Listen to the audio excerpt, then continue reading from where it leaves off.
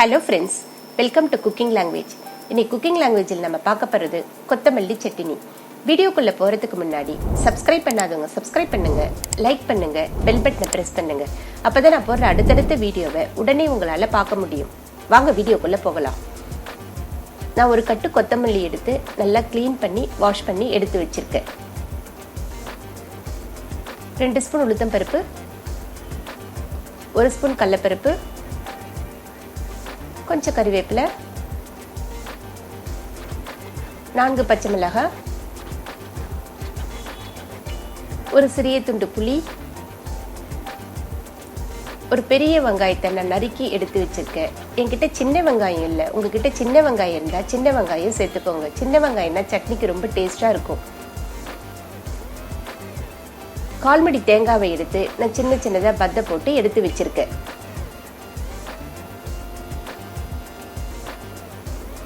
நான் ஒரு கடாயை வச்சுட்டேன். கடாயில் நான் 2 ஸ்பூன் எண்ணெய் விட்டுக்கிறேன். இப்போ எண்ணெய் காஞ்சதோ நான் முதல்ல உளுத்தம்பருப்பை சேர்த்துக்கிறேன். உளுத்தம்பருப்பு ஓரளவு வறுப்படுற வரைக்கும் நம்ம வறுத்துக்கிட்டு இருக்கலாம். இப்போ இந்த உளுத்தம்பருப்பு கூடவே நான் கடலைப்பருப்பையும் சேர்த்துக்கிறேன். இப்போ இந்த 2 பருப்பும் ஓரளவு கலர் மாறுற வரைக்கும் நம்ம வறுத்துக்கிட்டே இருக்கலாம். ஓரளவு கலர் மாறி வந்துருக்குது. இப்போ நம்ம எடுத்து வச்சிருந்தோம் இல்லையா பச்சை மிளகாய், அதை நம்ம இப்போ இதில் சேர்த்துக்கலாம். இங்கே நான் 4 பச்சை மிளகாய் சேர்த்துக்கிறேன். உங்களுக்கு காரம் அதிகம் வேணும்னா நீங்கள் எக்ஸ்ட்ரா பச்சை மிளகாவை சேர்த்துக்கோங்க. கூடவே கறிவேப்பிலையும் நான் சேர்த்துக்கிறேன். இப்போ இது எல்லாத்தையும் நல்லா நம்ம கலந்து விட்டுக்கலாம். நம்ம எடுத்து வச்சிருந்த வெங்காயத்தையும் சேர்த்து இப்போ இது எல்லாத்தையும் நல்லா கலந்து விட்டுக்கலாம். கூடவே நான் இஞ்சியையும் சேர்த்துக்கிறேன்.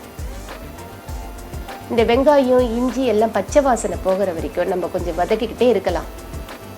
கூடவே இந்த சட்னிக்கு தேவையான உப்பையும் நான் சேர்த்துக்கிறேன். இது எல்லாத்தையும் நல்லா நம்ம வதக்கி எடுத்துக்கலாம். இப்போ நம்ம நறுக்கி எடுத்து வச்சிருந்த இல்லையா தேங்காய், அதையும் சேர்த்து நல்லா வதக்கி விடலாம்.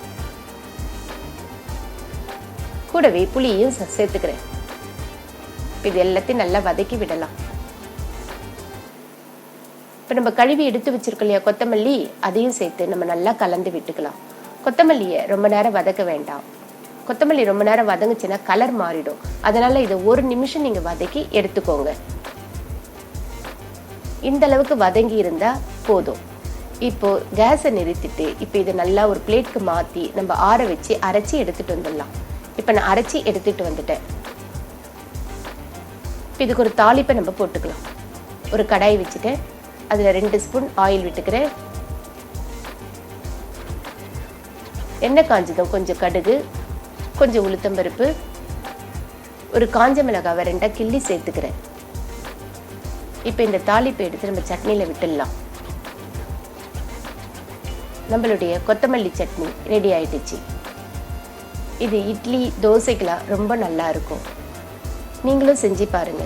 இந்த வீடியோ உங்களுக்கு பிடிச்சிருந்ததுன்னா லைக் பண்ணுங்க, ஷேர் பண்ணுங்க, சப்ஸ்கிரைப் பண்ணுங்க. உங்களுடைய கமெண்ட்ஸை எனக்கு சொல்லுங்க.